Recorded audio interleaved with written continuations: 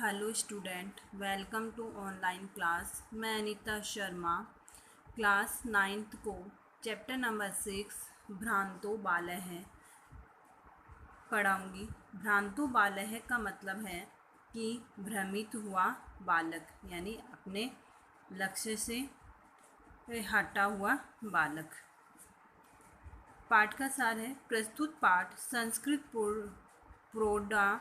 प्रौढ़ पाठावली नामक ग्रंथ से संपादित कर ग्रहण किया गया है।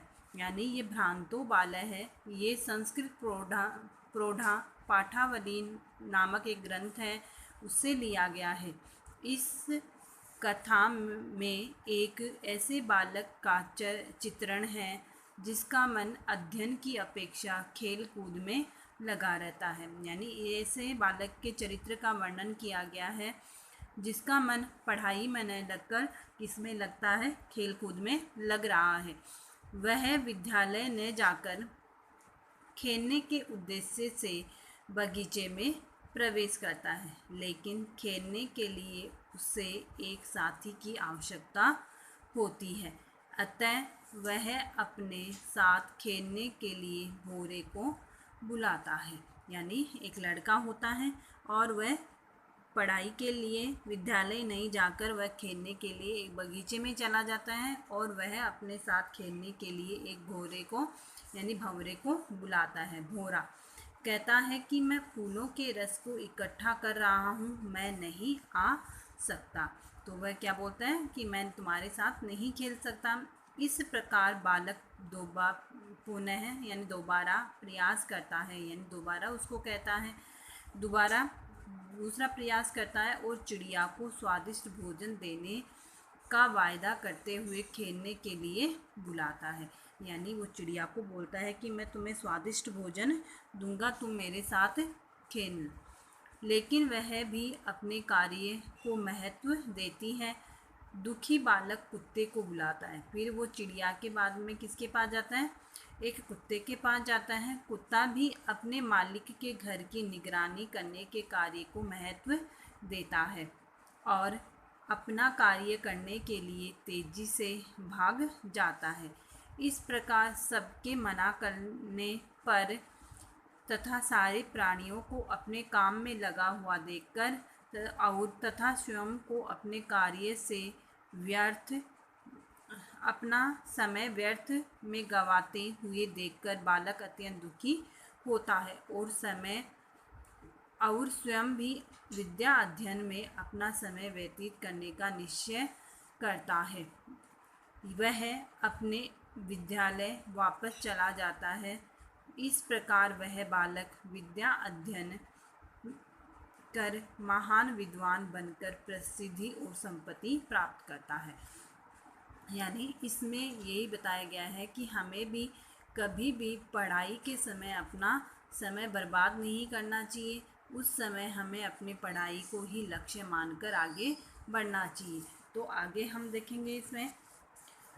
भ्रान्तः कश्चन बालः पाठशाला गमनवेलायां क्रीडितुम् अगच्छत्।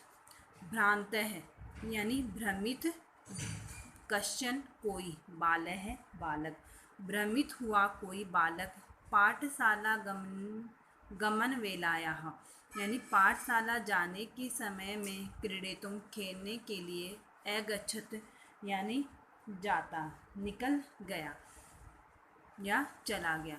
एक भ्रमित हुआ कोई बालक पाठशाला जाने के समय खेलने के लिए चला गया, किंतु तेन सह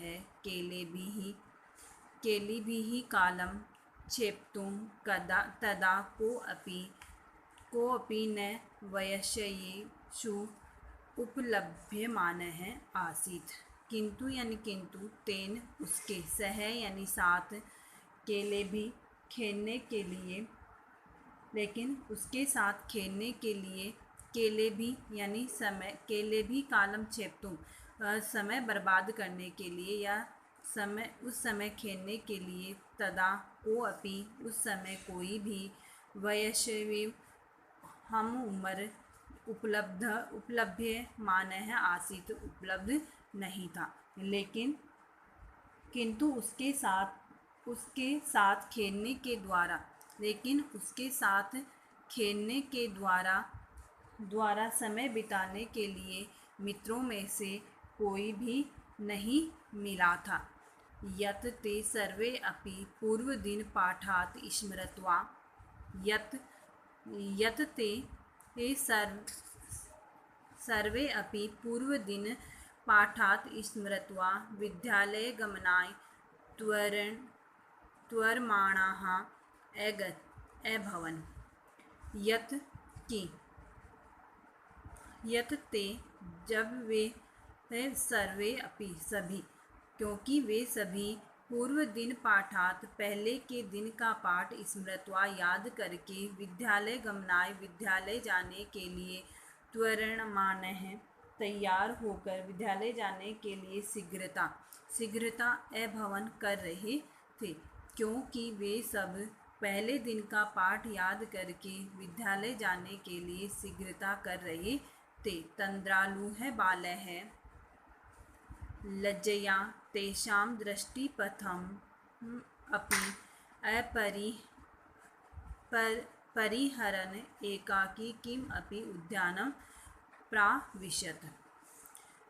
तद्रालुनः बालः यानी तद्रालुनः का मतलब होता है कि आलसी।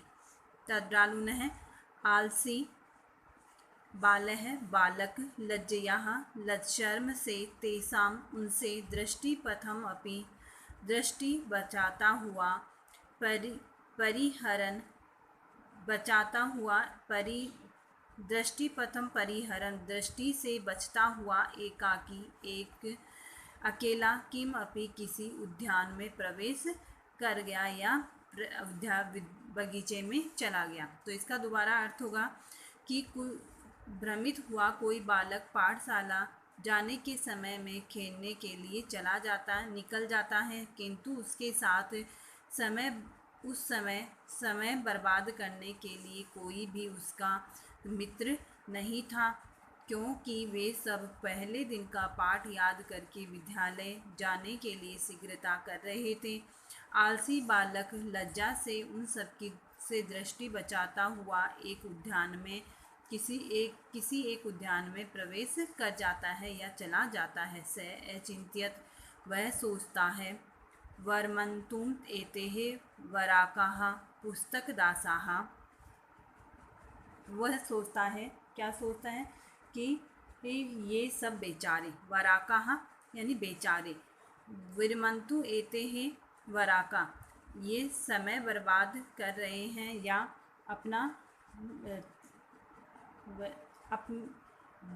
बन चुके हैं।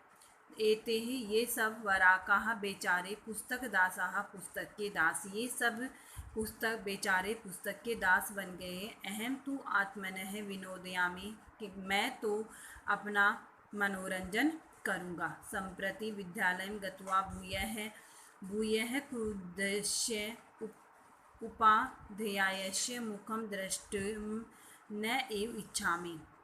अब विद्यालयं गत्वा विद्यालय जाकर भूयः क्रुद्धस्य उस क्रोधित शिक्षक का मुँह देखना नहीं चाहता हूँ। एतेः निष्कूटवासिनः प्राणिनः एव मम वयस्याः सन्तु इति। एते ये निष्कूटवासिनः यानी कोटरों में रहने वाले, ये कोटरों में रहने वाले प्राणी ही अब मेरे क्या हैं, मित्र हैं। अब ये सब कोटरों में रहने वाले प्राणी ही मेरे मित्र हैं। अधः सह पुष्पोद्यानं व्रजन्तं मधुकरं दृष्ट्वा तं क्रीडितुं द्वित्रिवारम् आह्वयति। इसके बाद वह पुष्प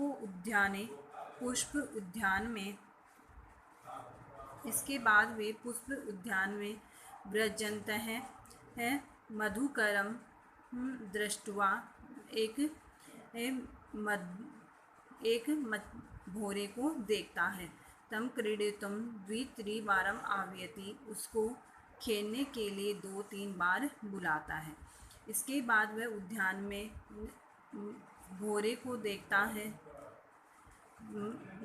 देखता है और उसको खेलने के लिए 2-3 बार बुलाता है, तथापि फिर भी सह मधुकरः, वह भोरा अस्य बालस्य, उस बालक के आह्वान उसके निमंत्रण को तिरस्कृत करता है या उसको अनदेखा करता है। ततो इसके बाद भूयो भूयः हठम आचरति बालः स मधुकरम अगायत, फिर भी वह बालक हट करके उस मधुकर को गाकर बुलाता है। वयम ही मधुसंग्रह वयामि इति, यानी फिर भी वह उस हठी बालक को इसके बाद उस बालक के बार बार हट करने पर वह भंवरा गाकर बोलता है, वयम ही मधुसंग्रह व्यग्राहा इति, कि हम सब मधु इकट्ठे करने में लगे हुए हैं। तो इसका दोबारा अर्थ होगा कि इसके बाद वह पुष्प